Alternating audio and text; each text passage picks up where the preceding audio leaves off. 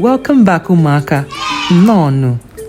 Let's continue our special Ekeresimesi series. Ekeresimesi n'ala Igbo is a time for family, immediate and extended, nya Ụmụnne na Ụmụnna. Aunties, uncles, cousins and grandparents, everybody returns home. Cars enter the compound one by one, ofu n'ofu. Laughter everywhere. Children run to greet returnees, ikele ndị na-alọta. Adults hug, gist and settle down.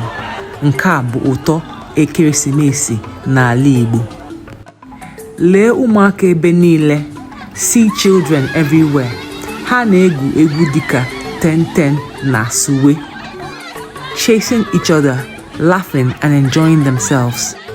The whole compound is full of excitement. The grown-ups, ndị okenye, gist under the shade. Talk about the year ending, afọ na-agwụ. Catch up with old friends and attend different village events that happen during the season. Everybody is relaxed. Ịhụnanya na njikọ ụmụnne na ụmụnna. And when family gathers, food must follow. The kitchen is busy. Nri dị iche iche.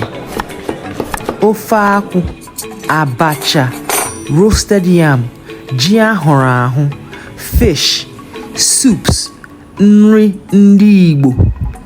Children eat together, adults sharing from big bowls, everybody enjoying the delicious local Christmas flavors.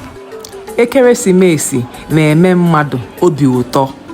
Akụkọ, stories, njakịrị, jokes, ịkọ akụkọ ochie, sharing memories. Ịhụnanya juru ezinụlọ niile.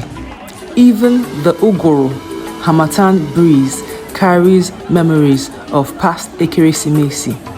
Warm hearts in cold weather. Ka anyị mụta okwu ndị a.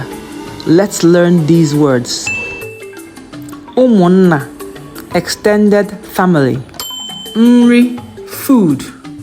Ji, yam. Ezinụlọ, household or family. Ịhụnanya, love. Christmas with Ụmụnna na-atọ ezigbo ụtọ.